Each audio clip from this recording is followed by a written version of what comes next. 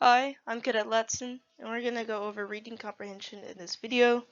This will be a very quick 10-15 minute video. There's no practice problems because it's really weird for me to get practice problems, but I'll consider me going over the short test that I will be posting later as practice problems when I record that video and explain why the answers are what they are. Just letting you know, these answers I'll be using is from the FOQT book. If you have used it, go to the link in my block counting video and use those two links to practice some more. So let's get started. So first off, whenever you're reading any paragraph or topic, try to understand what the big picture is. You can usually get it from the first two sentences. When I tell you the big picture, I mean to understand what the general subject, what is it talking about? Is it something argumentative? Are they arguing for something? Are they informing you? What are they doing? And then from there might even be multiple topics. So once you understand what the entire passage is really going over with a quick skim, go skim through the paragraph, understand what the quick topic, what the general idea of that paragraph. Because if it is an argumentative essay, let's say they're arguing for something or they're describing something, let's say they're describing why dogs are better than cats. You understand that that's what they're arguing for, they're talking about, and then you're going through each paragraph and you're like, okay, this is what the general idea of this paragraph is. So the main idea is going to consist of details. Think of the topic as a what. What is the topic talking about? And the main idea is why is it talking about it. Skim through that topic, understand it. You have enough time where you're not rushing, but do understand that these topics, it can get really complicated really quickly. And your job is to understand what the general idea is, because if you can understand the general idea, everything else starts filling in. So something to take notice of. Take notice of those small pictures. After we take notice of that general topic, now it's time for you to go understand what the details is. What is the little things now? Because taking the test, you are going to have questions that ask these tiny details that are like, why would I know that unless you read the paragraph thoroughly? But you don't have time to go through everything thoroughly. So, supporting details have more information to expound upon the topic's main idea. I have no idea why I wrote this so bad, so I will fix this real quick just to make it a little easier. This was definitely, you can tell I did this. Supporting details, sorry, this is my fault. Supporting details give more information to expand upon the topics and main ideas. They give the specifics of what that main idea is talking about. We all know what a supporting detail is, you know. I like to play PlayStation because that's your main idea, your topic, and I'll give you my supporting details because I prefer the controller over Xbox, or I prefer Sony over Microsoft. Stuff like that is your supporting details, your small pictures. And from there you can go into more detail. They go into more detail about that, supporting detail. So, like I said in the last, like a couple seconds ago, some questions do focus on like just the small details, which do require you to skim through the paragraph, which is why it's a good idea to understand the general topic of the paragraph. Let's say it's talking about controllers in the question. Well, you know that one of the paragraph's main like supporting detail was talking something about controllers. So if you know what the general supporting detail of that paragraph, you can go back in there and skim for the exact answer. Because it could be, why exactly did you like the controller being like this? And you could have one line in that paragraph talking about controllers, talking specifically about the buttons. And that could be the answer. So understand that as long as you know the general topic of each paragraph when they're asking you questions, you know immediately where to go. So a good rule of thumb also is the first and last sentence. So topic sentences are usually found in the first sentence, but can be found in later sentences. They can be found in the third, they can be found in the fourth, but they're usually not found in the end. Topic sentences of that, paragraph, of that main idea is going to be found in the first sentence. Be prepared though, because some paragraphs don't have topic sentences. Sometimes they do build off of the first paragraph without saying that they are. The last paragraph is usually going to be that summary, that wrap up of, yeah, we're doing this. And it's also used as a transition to move into the next topic sentence. But most of the time, that first paragraph of the entire essay or entire thing should usually give out what that topic sentence should be. This is a very good reason or way to identify what that paragraph's topic without having to read the full topic, because sometimes it's not very important. Alright, let's continue on with the next one. So, I know I'm moving fast. It's kind of like reading, I guess. I'm just providing some cool things to know, some tips, so some conclusions, information, and extrapolations. So, it's very important to understand that you still have to draw in like inferences. So, you have to get some general knowledge of the topic to understand what it is that you're missing, that unknown topic, or the answer. Based off of what you just got, can you make that educated guess? Because while it's not there, it is heavily implied based on the context clues or just the other topics. So you do need to understand that some questions will be forcing you to make inferences because it is not explicitly given, but they do imply it. When asked to identify a conclusion, understand that options with an all or nothing verbiage can be eliminated. Like, I'm telling you, I'm going to circle this because all or nothing is very, very negative. Not everything will happen, always. Never. That's, don't, that's just not gonna work. Keep track of when they are doing that, because if the answer has they're always doing this, it's wrong, because you can't say accurately that something will always do something or something will never do it. Conclusions will usually be supported by the passage. If you can draw some evidence from that conclusion that you made or that from the answer, it is usually the right answer. Now, extrapolation involves concluding the text with the assumption that things will continue in its current direction.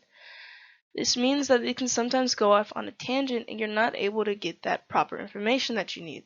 So therefore, based off of the assumption of the entire text, what can you make from that? By your own conclusion, kind of. So, how I think of it is, okay, I'm going to give you an example, and then I'll explain it a little bit more. So, the example is, she was so exhausted, after a long day at work, she turned out the light, slipped into bed, and closed her eyes. Well, first off, the extrapolation that we've gotten from this is that she fell asleep. She's not just closing her eyes just to close her eyes, she fell asleep. We, with prior knowledge and some common sense, we do know that based off the sentence I just said, people that usually do that are going to sleep. Because while I didn't say explicitly, or the text quote unquote didn't say explicitly that she fell asleep, we can make that conclusion based off of the assumptions of the things surrounding that we know that she fell asleep most likely because she was tired, she was sleeping, and all that stuff. So just a little bit of understanding about that is, it can be very important, because in the test it could be like, based off of this sentence, what did she do? Or how did blah blah blah act? Well, it didn't tell you how she acted, but it told you her actions, and therefore you know what she acted like. Other things to take notice of: cause and effect. Cause and effect is sometimes not directly stated, but we can infer it. Just because, some words that can show cause and effect are going to be like because, since, due to, consequently, therefore, as a result. Just indicators that do show that there is something going on. So like, an example is going to be crying is mentioned. So the boy was crying because he fell down and scraped his knee.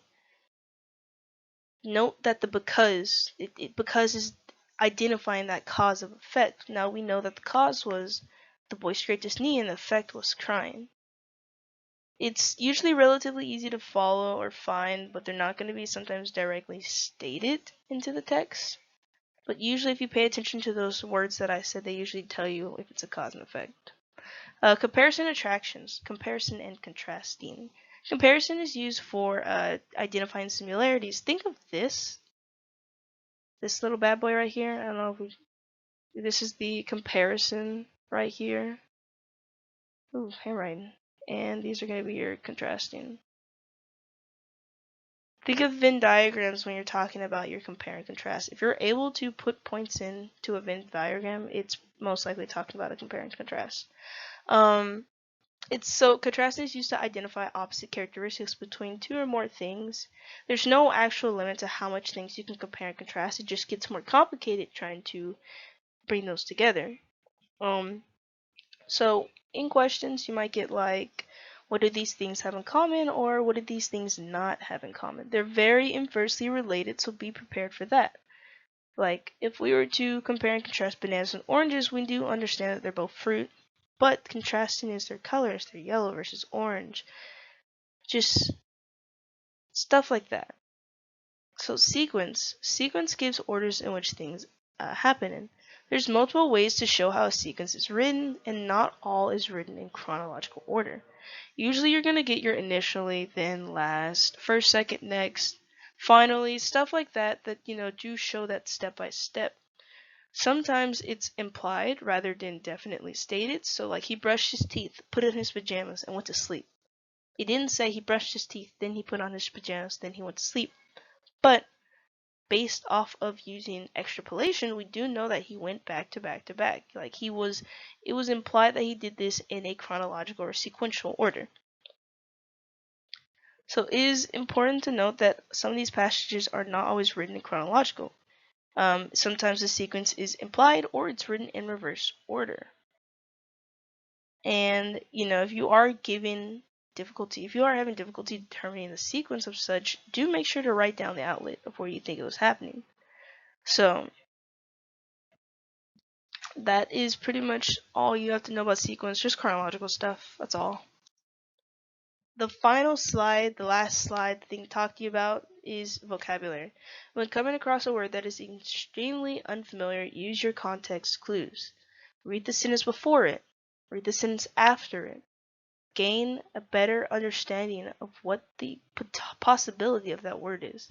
If it asks for what that word means, insert the definition into the sentence. If that sentence makes sense or it doesn't make sense, then it's probably wrong.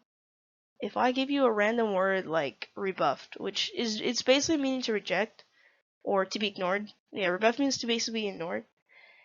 If you didn't know what that word means, and they gave you a list of 4 or 5 question answers, put each of those answers, definitions into that sentence to understand, yeah, this doesn't make sense. Yeah, I'm reading the next sentence and now this definition doesn't make sense. So just understand that like some of these words will not make sense, and that's the point. The point is not for every single word to make sense. The point is to understand, can you use your context clues and make a general, a good estimated guess on what the answer is. The author's position. So if it's not stated, it can be gained through reading the paragraph. You can also make an educated guess on what the author meant to think. Usually it's going to be very obvious. I mean, that they're writing the paper about it. You can make an understanding like, oh, if they don't follow this, then they definitely wouldn't support this. So just understand that most of the time it could be very much inferred. And understand that most of these will have a bias. Very easy to understand a bias, very easy to understand the main concept of what the writer was talking about. The ones that are really hard are those, stuff that don't have bias. And if they don't have bias, understand and try your best, read the paragraph closely and be like, okay, this actually does not make sense. And once you knock that out, try not to second guess yourself, because you could be stuck trying to figure out authors' positions a lot. And now defining the purpose. Very closely related to the author's position, but once again, it's separate. The position of the author is just a belief or stance on the subject, but the purpose which is what defining the purpose means, the purpose of the article can be different as opposed to the purpose of the author's position. Now, I'll give you an example. So, if the passage is primarily an intriguing story, the purpose is to entertain. That's not the author's position, but that's the purpose of the article is to entertain. If the passage is more factual, because the author is trying to get you to, do something, you're trying to get you to support this, the purpose is to inform. It's not to get you to argue for something, it's just to inform you about it. If the passage contains more emotional language and intensity, the purpose is most likely to persuade. It's using that ethos, I believe it's ethos. And usually the purpose is the reason for the passage itself. So just some stuff. Other than that, there's not really much I could really talk about. This video is more so to give you just, it's giving you just like stuff to take note. It's basically, this was just one big tip video. I will create that test later today and publish it, and publish the answers later today, and um, publish math reasoning, arithmetic reasoning answers, all that. I'll try to post those last 3 videos tonight or tomorrow, because I know we have some people taking that test on the 21st. I'm really sorry, but I can't really do much in this situation. But yeah, this is very much just understanding and reading the passage. If you can get the passage done and you can understand it, a lot of the times the answers will feel the same. So have a good day, and good luck on your studying.